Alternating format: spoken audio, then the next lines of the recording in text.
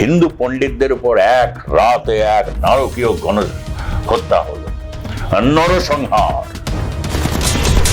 রাতের অন্ধকারে এসে পুরো গ্রাম ঘিরে ফেলে। সেদিন কাশ্মীরের মানুষের একটু চোখের জল ফেলা উচিত ছিল। এবং কাশ্মীরের মহারাজা ছিলেন হিন্দু, একটা বড় অংশে প্রজা ছিলেন মুসলমান, এটা সত্য। কিন্তু সেই মুসলমান প্রজারা কখনো ভারত থেকে বিচ্ছিন্ন নিজেদের ভাবে, তাদের বিচ্ছিন্ন ভাবানো হয়েছে, বারবার করে ভাবিয়েছে। প্রথম দিকে এরকম অনেকের সংশয় ছিল পাকিস্তানের সাথে গেলে হবে কিনা, জঙ্গি বা তাদের যারা মদত দেয় তারা বলতে পারে। বিধর্মী মানে কাফের, মানে তুমি হিন্দু কাফির। কিন্তু তুমি হিন্দু রীতিনীতি কোনো তুমি কালমাটা পড়তে পারবে, তাহলে কিন্তু তুমি ছাড় পেয়ে যাবে, কেন ইসলামকে তুমি কবুল করবে। বক্তব্যটা দেখো কি ভয়ঙ্কর। একটা দেশের সেনাপ্রধান বলছে যে কাশ্মীর হচ্ছে আমাদের শিরা, সেই শিরা কে রক্ষা করার জন্য, না হলে পাকিস্তান রক্ত শূন্য হয়ে যাবে, আমরা দরকার বলে 10টা যুদ্ধ করব। এই ওপেন মাঠের মধ্যে গুলি চালালো জঙ্গিরা, 4 জন পুলিশের বর্মা পরে এলো, জ্যাকেট পরে এলো, তার হাফ কিলোমিটারের মধ্যে সুজিতদা ফরওয়ার্ড পোস্ট। তাহলে কি সেনাবাহিনীর চোখে পড়লো না? সেনাবাহিনী যখন জানে পেহেলগাঁওয়ের ওই এলাকাতে প্রচুর মানুষ থাকে, তাদের টহলদারি থাকবে না? পাকিস্তানের সামরিক কূটনৈতিক তাদের নীতি দাঁড়িয়ে আছে একটা মিথ্যার উপর, চরম ঘৃণার উপর। যারা দাঁড়িয়ে থাকে তাদের কিন্তু পরাজয় হওয়াটা নিশ্চিত। সিমলা চুক্তি প্রধান ছিল বাংলাদেশের উপর, কিন্তু পাকিস্তান কোনদিন ক্লেম করতে পারবে না। ওটা ভুলে গেলে, যদি ওটা না মানে, তাহলে পাকিস্তান কি বাংলাদেশ ক্লেম করতে চলেছে যে বাংলাদেশ আমার অংশ ছিল? মানে ভারতের সাথে যা ব্যবহার করেছে বাংলাদেশ, তাতে তো ভারতেরও আর মাথা ঘামানোর দরকার নেই। বলছি, বলো। এই কাশ্মীরিরা কাঁদছে খুব, মানে কাশ্মীরের পর্যটন শিল্পের সঙ্গে যারা যুক্ত, কান্নায় ভাসিয়ে ফেলছে, কারণ পর্যটন তো বন্ধ হয়ে গেছে, মানুষজন যাচ্ছেন না। তারা এবার বলছেন সন্ত্রাসবাদ দূর হোক, জঙ্গিদের নিকেশ করা হোক। কিন্তু কাশ্মীরি হিন্দুদের কারা তাড়ালো সুজিতদা? এই পণ্ডিত যারা, তাদেরকে কারা তাড়িয়েছিল? মানে এই জল কি কাশ্মীরবাসীর সত্যি মানে রিয়েলি চোখের জল, নাকি ব্যবসা হবে না সেই ভয়ে চোখের জল? তুমি যেটা বলতে চাইছো, ইংরেজিতে একটা শব্দ আছে না, ক্রোকোডাইল টিয়ার, কুমিরের কান্না। কুমিরের জন্য তো চোখ থেকে সবসময় জল গড়ায়, ওটা কিন্তু কান্না নয়। ঠিক এমনি তাই যে যখনই হলো, প্রথম দেখলাম মোমবাতি মিছিল বেরোলো, এরা বুঝতে পেরেছে এই রে, এ তো সমস্যা হয়ে গেল। তার কারণ লাস্ট ইয়ারও পর্যন্ত পর্যটনে একটা বিরাট জাম্প হয়েছিল, প্রায় তোমার 200 কোটি টাকা মতো শুধুমাত্র কাশ্মীর ওই অঞ্চলটুকু ঘিরে। যে কারণে আরো পরিকল্পনা নিচ্ছিল ভারত সরকার যে সেখানে 2000 কোটি টাকার এক্সট্রা স্পেশাল প্যাকেজ, যাতে সেখানে একটা বড় রকমের ট্যুরিজম ডেভেলপ করতে পারে। সেখানের মানুষ যারা হচ্ছে টাট্টু ঘোরাতে নিয়ে যায় পেহেলগাঁও দিয়ে, তারপর হচ্ছে গিরিপথ দিয়ে, তারপর ওখানকার হোটেল বা ইনফ্রাস্ট্রাকচার সমস্ত যাতে একটু সুন্দর করে সাজিয়ে গুছিয়ে তোলা যায়, তাহলে ফরেনার্সরা আরও বেশি আসবে, প্রচুর ভারতবর্ষ থেকে মানুষ যাবে। এরকম একটা পরিকল্পনা কেন্দ্রীয় সরকার নিয়েছিল, তাতে কাশ্মীরি মানুষের একটা আস্থা অর্জন করা যাবে। এই যে এই কাশ্মীরি মানুষের আস্থা অর্জন করার সাথে সাথে আরেকটা প্রশ্ন উঠে আসে, তখন হচ্ছে কাশ্মীরিয়াত, আমরা যেটাকে বলি কাশ্মীরিত্ব। ধরো মানে সেটা কি, সেটা তো একটা বোঝার ব্যাপার থাকে।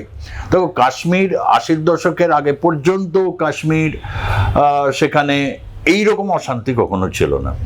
তখন কাশ্মীরকে শোষণ করা হচ্ছে, কাশ্মীরে মানুষকে দেখা হচ্ছে না, অথচ কাশ্মীরে 370 ছিল। ওখানে তুমি ঘুরতে যেতে পারো, কিন্তু কোনো জমি জায়গার উপর তোমার কোনো অধিকার নেই। কাশ্মীরের আলাদা ফ্ল্যাগ, সাংবিধানিক আলাদা সুযোগ সুবিধা, কাশ্মীরি মানুষের জন্য অলমোস্ট ফ্রিতে রেশন, এই সব একটা ব্যাপার ছিল।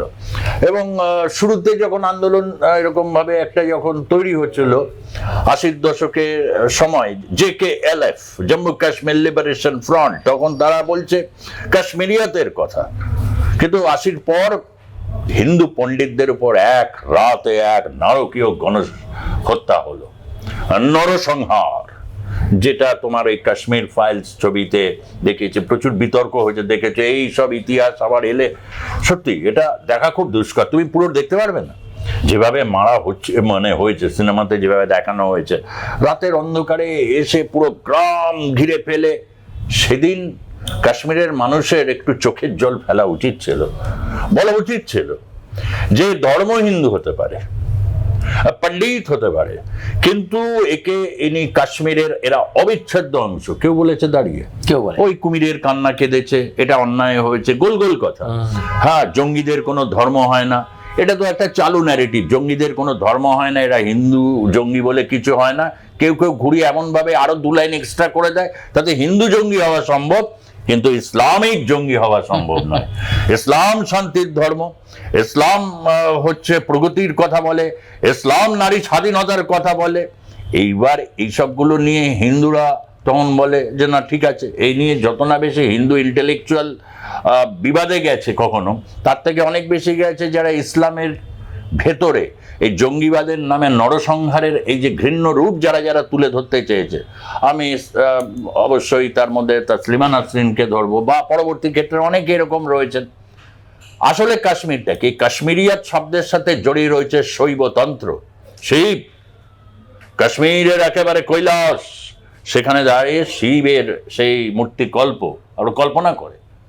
শৈব যারা, তাদের একটা জীবন প্রণালী পদ্ধতি রয়েছে, অত্যন্ত তাদের সাহস, শক্তি এবং ত্যাগ। শৈব ধর্মে আমরা বলি না শিব অল্পে খুব তুষ্ট হয়, শিবকে একটু স্মরণ করলে শিব তাতেই তুষ্ট, বলি তো কিনা, বলি তো। ঠিক শৈবতন্ত্র তাই। তুমি এক একটা সঙ্গীত দেখো, এবং কাশ্মীরের এই শৈবতন্ত্রের উপর ইসলাম যখন এলো, ইসলাম যখন বসলো, ঠিক যেরকম ইরানে হয়েছে, টার্কিতে হয়েছে, বিভিন্ন দেশেই হয়েছে, ইসলাম নবীন ধর্ম, এবং তারা কতগুলো কোডস তারা তৈরি করতে শুরু করলো তখন থেকে। বা যেটা মুসলিম লীগের দ্বিজাতি তত্ত্ব, তার সবচেয়ে বেশি প্রভাব তো কাশ্মীরে পড়েছে। এবং কাশ্মীরের মহারাজা ছিলেন হিন্দু, একটা বড় অংশে প্রজা ছিলেন মুসলমান, এটা সত্য। কিন্তু সেই মুসলমান প্রজারা কখনো ভারত থেকে বিচ্ছিন্ন নিজেদের ভাবেননি, তাদের বিচ্ছিন্ন ভাবানো হয়েছে, বারবার করে ভাবিয়েছে। প্রথম দিকে এরকম অনেকের সংশয় ছিল পাকিস্তানের সাথে গেলে হবে কিনা।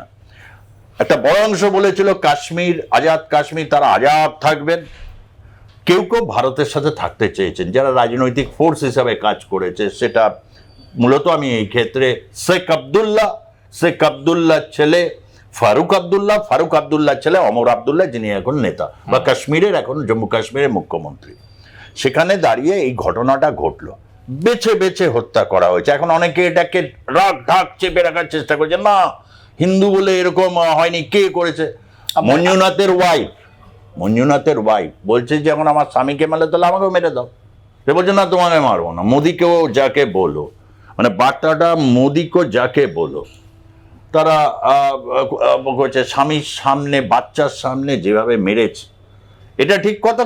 মানে এর মধ্যে দুজনের নাম খুব উল্লেখযোগ্য, যে একজন অস্ত্র ছিনিয়ে নেওয়ার জন্য। আমি এই জায়গাটায় আসতে চাইছিলাম যে একজন ঘোড়সওয়ার, তিনি পর্যটকদের নিয়ে ঘোরাচ্ছিলেন, এবং তাকে বারবার ভিডিও ফুটেজও দেখা গেছে ফোনে একটা কিছু কমিউনিকেট করার চেষ্টা করছেন, এবং তারপরে সে জঙ্গির অস্ত্রটা ধরতে যায়। তখনই কি সে কাফের হয়ে গেল নাকি? কাফির স্বাভাবিক। দেখো কেউ হচ্ছে, এখন আবার গ্রেডেশন আছে, এই গ্রেডেশনটা আমি বলতে পারবো না। ইসলামিক জঙ্গি বা তাদের যারা মদত দেয় তারা বলতে পারে। বিধর্মী মানে কাফের, মানে হিন্দু কাফের। তারপর হচ্ছে কেউ কেউ হচ্ছে মোনাফেক, মানে মুসলমান হয়তো হিন্দুর মতো আচরণ করছে, বা হিন্দুদের যে রীতিনীতি বিষয়গুলো সেটা মোনাফেক। এরকম নানা রকম গ্রেড আছে। এখন সে বাঁচাতে চেয়েছে, সে তো বুঝতে পারছে সমূহ বিপদ, মানে পুরো পর্যটনের উপরে তার ফ্যামিলি চলে, সেই সে একমাত্র দেখতে পাচ্ছে রোজগার যে ছিল। কি হয় ব্যবসা, আমরা একটা কথা বলি, ব্যবসায় কাস্টমার হচ্ছে লক্ষ্মী। সব ব্যবসায়ী কাস্টমারকে তুষ্ট করে চলতে যায়। দেখো না এই যে চৈত্র সেলে কত অফার দেয়, তার কারণ কি? কাস্টমারই তো প্রধান।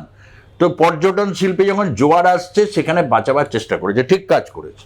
তার আত্মত্যাগকে কাশ্মীরিয়াত বলে অনেকে করেছে, কিন্তু সেটাকে হাইলাইট করা নিশ্চয়ই এটা হাইলাইটেড বিষয়, কিন্তু সেটার জায়গায় ২৬ জনের রক্ত, আরো কতজন এখনো মৃত্যুর সাথে পাঞ্জা জানা নেই লড়ছে। আমাদের সেটা। সেখানে দাঁড়িয়ে এই যে ভ্যালিটা পুরো রক্তস্নাত হয়ে গেছে, এবং তাদেরকে কি করা হলো? তারা কাফের বলে তাদেরকে তো মারা হলো। এক্স্যাক্টলি। হিন্দু মানে কাফের। যে কালমা বলতে পেরেছে, পড়তে পেরেছে, আমি শুরুতেই বললাম, একজন আসামের একজন তিনি অধ্যাপক, তিনি ছাড় পেয়েছেন। মানে তুমি যদি ধরো বামপন্থী সেকুলার অনেক মানসিকতার আছে যারা ইসলামের এগুলো পড়তে পারে, তারা কিন্তু এটা বলবে না কখনো। মানে তুমি যদি মানে তুমি হিন্দু কাফির, কিন্তু তুমি হিন্দু রীতিনীতি কোনো তুমি কালমাটা পড়তে পারো, তাহলে কিন্তু তুমি ছাড় পেয়ে যাবে, কারণ ইসলামকে তুমি কবুল করলে। এই যে একটা মতাদর্শকে এরকম সমাজ জীবনে এইভাবে নিয়ে আসা, এবং সেটাকে একজন স্পন্সর করছে একটি রাষ্ট্র যার নাম পাকিস্তান, সেটাকে স্পন্সর করছে, এটা ঘটনা। তবে শুধু দেখো বহিঃশক্তি দিয়ে কিন্তু করা যায় না। যেমন রিগিং করে, বুথ দখল করে যেমন পুরো ভোটে জেতা যায় না, যায় কি? যায় না, একদমই না। তুমি মানে ধরো তোমার গোটা ৭৭,০০০ ৭৮,০০০ বুথ আছে, তার মধ্যে ৪,০০০ তুমি রিগিং করলে, তাতে কয়েকটা আসন তুমি সিকিউর করে নিতে পারলে, কিন্তু তুমি ওভারঅল ইলেকশনে জিততে পারবে না। ঠিক তেমনিভাবেই এই কথাটা প্রযোজ্য, যে কয়েকজন যদি এরকম প্রতিবাদ করে, তাতে সামগ্রিকভাবে কাশ্মীরিয়াত ব্যাপারটা কিন্তু প্রতিষ্ঠিত হয় না। যেভাবে আর কি এত নির্দয়ভাবে, এত মানে ক্রূরভাবে যেভাবে মারা হয়েছে, তাতে কোনো লোক কাশ্মীরে যাওয়ার কথা এখন এই মুহূর্তে ভাবতে পারবেন না। এর থেকে উত্তরাখণ্ডে বহু সুন্দর সুন্দর জায়গা আছে। আমি তো বরাবরই অরুণাচল যাবে লোকে, হিমাচল যাবে, হিমাচল প্রদেশ আছে, তুমি যেমনটা বললে অরুণাচলের সেখানে যাবে, বা হচ্ছে ত্রিপুরাতেও খুব সুন্দর সুন্দর জায়গা আছে। কিন্তু তুমি যদি ওমপি, ডালাক এগুলোতে উঠতে পারো, একেবারে ঘন জঙ্গল, গিরিপথ, মানে কত যে তুমি এই নদী দেখতে পাবে, ওখান থেকে সুন্দর তুমি সকো পেরিয়ে তুমি ত্রিপুরাতে পাবে, উত্তরবঙ্গে পাবে। ভারতবর্ষে এরকম বৈচিত্র্য ছড়িয়ে রয়েছে। কিন্তু যেহেতু কাশ্মীর একটা সত্যিকারের চর্চিত নাম রাজনৈতিকভাবে, এবং কাশ্মীরের অধিকার পাওয়ার জন্য পাকিস্তান যেভাবে উঠে এসেছে, এবং তুমি দেখো আসিফ মুনিরের লাস্ট বক্তব্যটা দেখো, কি ভয়ঙ্কর। একটা দেশের সেনাপ্রধান বলছে যে কাশ্মীর হচ্ছে আমাদের শিরা, সেই শিরা কে রক্ষা করার জন্য, না হলে পাকিস্তান রক্তশূন্য হয়ে যাবে, আমরা দরকার পড়লে 10টা যুদ্ধ করব।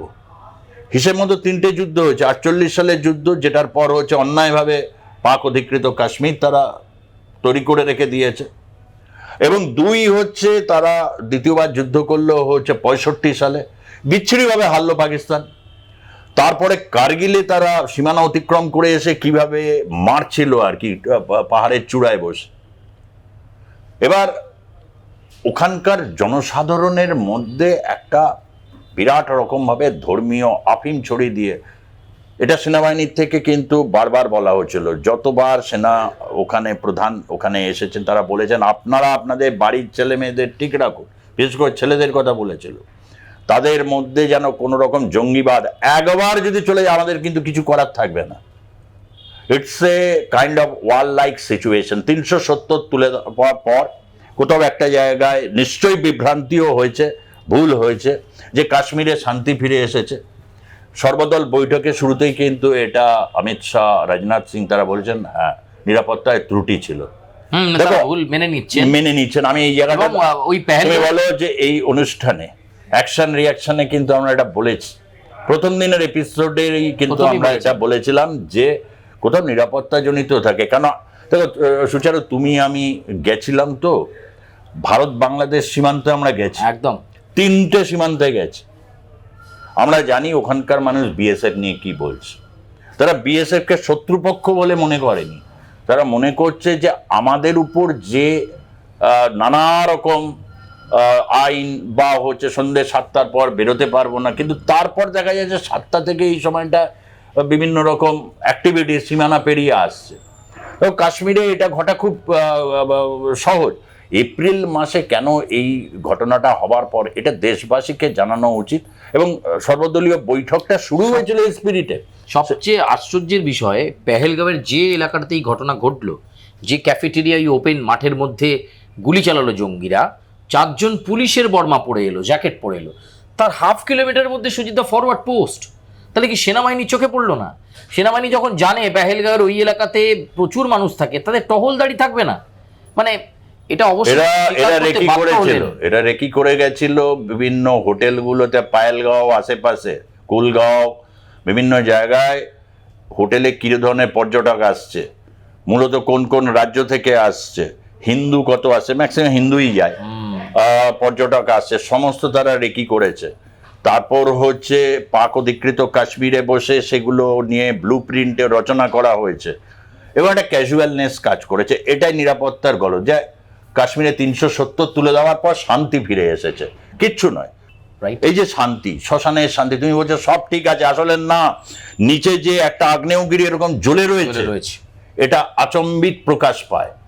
মানে আমার এই ঘটনাটা এসে শোনার পরে খুব ওই বিখ্যাত আর্জেন্টিনার সেই চিত্র পরিচালক সোলানাসের কথাটা মনে পড়ছিল, যে তিনি ওই এতে মানে লিখছেন যে আমরা যুদ্ধের থেকে শান্তিকে বেশি ভয় পাই। এই যে একটা খোলা যুদ্ধ, একদম চুক্তি বাতিল, সিন্ধু জল চুক্তি বাতিল, এটা বাতিল, তোমার সাথে কূটনৈতিক সম্পর্ক রাখার তুমি অধিকারী নও, সমস্ত বাতিল করার পর পাকিস্তান তার একটা গুমার আছে, এটা আসিম মুনিরকে দেখলে এদেরকে দেখলে বোঝা যায় তার গুমার আছে, তার একটা বিদ্বেষ আছে, তারা বিশ্বাস করে কাফির, তারা বিশ্বাস করে একটা ডিফারেন্ট কালচার, যে কালচারে একসাথে থাকা যায় না। এবার হচ্ছে প্রশ্নটা যে তুমি যখন ঘোষণা করে দিচ্ছ দুটো আলাদা জাতি একসাথে পরস্পরভাবে থাকা যায় না, তখন তুমি আশা করবে কি করে? সেটা সংখ্যাগরিষ্ঠ মানুষের থেকে আজকে কিন্তু কাশ্মীরি মানুষের কাছে এখন একটা অগ্নি পরীক্ষা, সকলের কাছে। তার কারণ হচ্ছে, ভাই তোমাকে এই ধর্মীয়, তুমি ইসলামিক অনুশাসন মেনে একটা ভারতবর্ষের একটা জায়গা তুমি চলবে না সত্যিকারের সবাইকে নিয়ে, যেটাকে ইনক্লুসিভনেস বলে, যেটা হচ্ছে সবাইকে নিয়ে, যেটা নরেন্দ্র মোদী কিন্তু তার রাজনৈতিক বক্তব্য বা সেখানে তিনি বলেছেন সবকা সাথ সবকা বিকাশ, সবকা সাথ সবকা বিকাশের রাস্তায় চলতে গেলে যাদের নিয়ে চলবে তাদেরও তো ওটা ভাবতে হবে, রাইট? না হলে তুমি ভাবো না, ধরো আমি ভাবি না, তুমি বলছো যে সবকা সাথ সুবিধা, এই যেটা হাউসে সবাইকে নিয়ে আমরা একটা শক্তি অর্জন করে আমরা এখানে করবো। আমি ভাবলাম, আমি তোমার স্লোগানে মন থেকে না, একটা গলার এখান থেকে আওয়াজ দিলাম, হাম ভি সাথ হ্যায়, সবকা সাথ সবকা বিকাশ। কিন্তু প্রতি মুহূর্তে আমি কিন্তু সেটাকে কিন্তু আমি চ্যালেঞ্জ ছুড়ে দিচ্ছি বিভিন্নভাবে, নানা পদ্ধতিতে, সিস্টেমের ভেতরে ঢুকে গিয়ে সিস্টেমটাকে কারাপ্ট করে দিচ্ছি।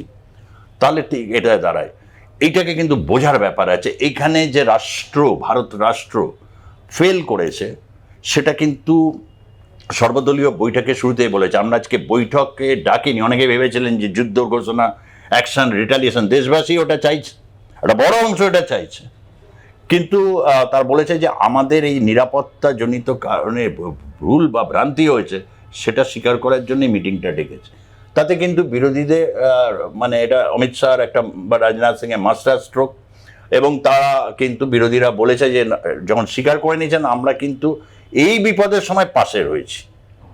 এবং যেটা আমি তোমাকে বলবো সুচারু, একটা বড় ঘটনা, এই কাশ্মীরিয়াত এগুলোর যে মূল্য তারা চুকাতে পারলো না। সত্যিকারে কাশ্মীরিয়াত ব্যাপারটা যদি আসতো, যদি বলতো যে হ্যাঁ ওই সুফিজম যেটা কাশ্মীর থেকেই এসছে, যেখানে শৈবতন্ত্র এবং সুফিজম একসাথে ধারাবাহিকভাবে একেবারে বহমান বেগবান নদীর মতো বয়ে গেছে, তারা সেটাকে অস্বীকার করলো। কি নিষ্ঠুর, কি হিংস্র এই জঙ্গিরা।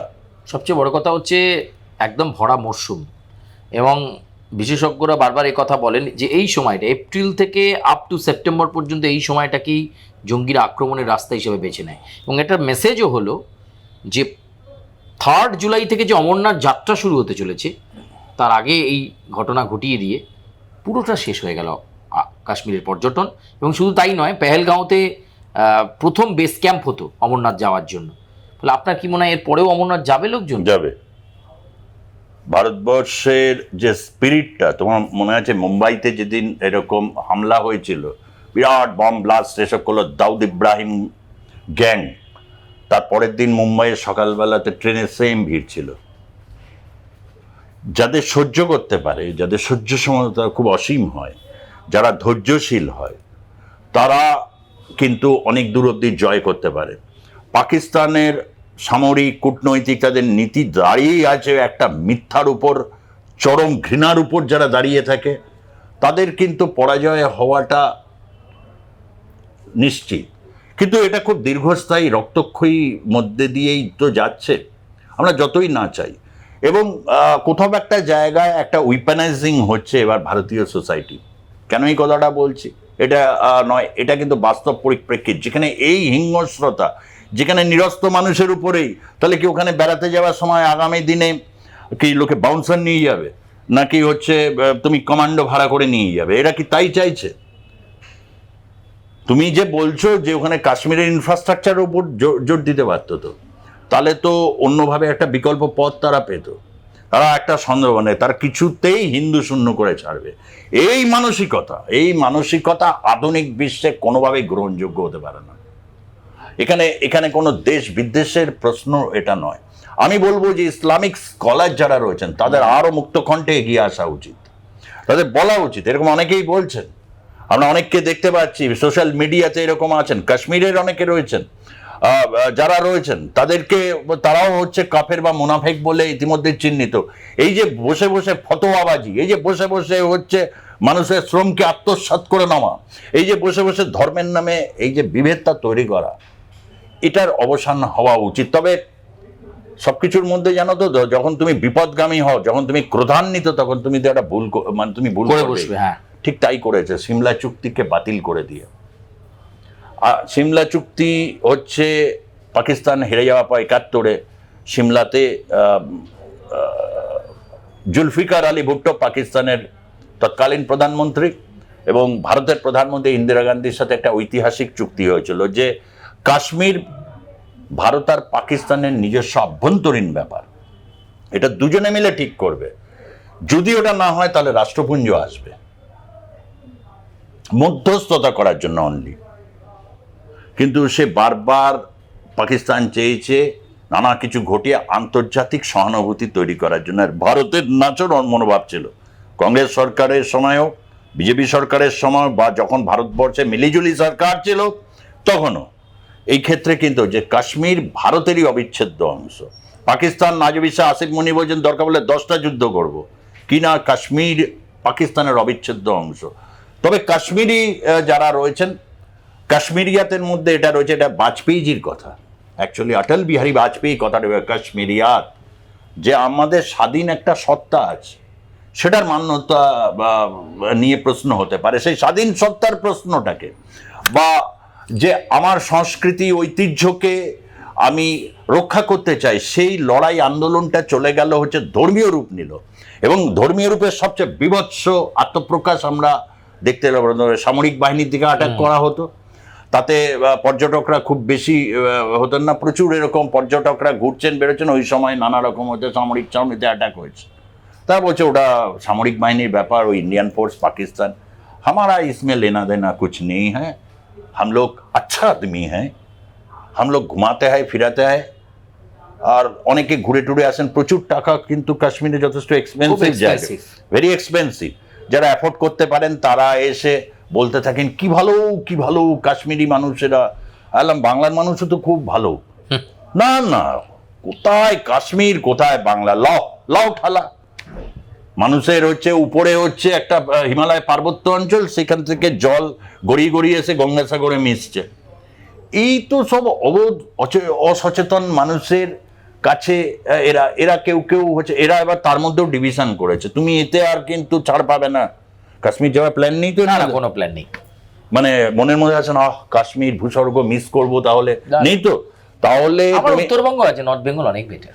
তো নর্থ বেঙ্গল ভালো লাগে, আমারও নর্থ বেঙ্গল খুবই ভালো লাগে। এবং তার সাথে অবশ্যই আমি এটাও বলবো যে নর্থ ইস্টের অনেকগুলো জায়গা আছে অপূর্ব, হিমালয়ান টেরেনের মধ্যেই পড়ছে, কাশ্মীরও তাই। হিমালয়ান টেরিন, ওই টেরিনের মধ্যেই পড়ছে। সুতরাং এই যে সিমলা চুক্তি বাতিল হওয়াতে ভাইও বহেনও এটা মাথায় রাখবেন যে আর কিন্তু ওই যে কাশ্মীরের যে অংশ দখল নিয়ে রেখেছিল ওটা কিন্তু সিমলা চুক্তিতে ছিল, 48-এ দখল নিয়েছিল, যে ওটা ওই অবস্থা থাকবে, তাহলে কিন্তু আর পাকিস্তান মানছে না। তার মানে ওটা কিন্তু ভারত রাষ্ট্র এবং বাংলাদেশি যারা খুব ভারত বিদ্বেষ, পাকিস্তান আমারা জান হ্যায় প্যারে হ্যায়, ভালো। কারণ আর বাংলাদেশের ব্যাপারে এই সিমলা চুক্তি প্রধান ছিল, বাংলাদেশের উপর কিন্তু পাকিস্তান আর কোনদিন ক্লেম করতে পারবে না।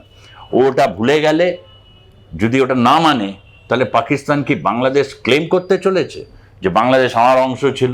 কারণ ভারতের সাথে যা ব্যবহার করেছে বাংলাদেশ, তাতে তো ভারতেরও আর মাথা ঘামানোর দরকার নেই। তাহলে সিমলা চুক্তি বাতিল, এটা হচ্ছে তাহলে কাশ্মীরিয়াতেরও মোটামুটি মানে দফা রফা দেখছি কিভাবে কাশ্মীরি মানুষ তারা বিপদে পড়ে আজকে এটা করেছেন, কিন্তু এই জায়গাটা যাবার অনেক আগে তাদের অনেক বেশি ভাবে সোচ্চার হওয়া উচিত ছিল। প্রতিরোধ করলে সোচ্চার হওয়া উচিত ছিল যে যা কিছু হোক, পর্যটকরা হচ্ছে আমাদের মেহমান, শুধু নয় আমাদের সমস্ত আশীর্বাদ হিসাবে আসে, তাদের উপর এই আক্রমণ, অর্থাৎ কাশ্মীরিয়াতের ভেতরটা যে পাপা, সেটা যেমন প্রকাশ হলো।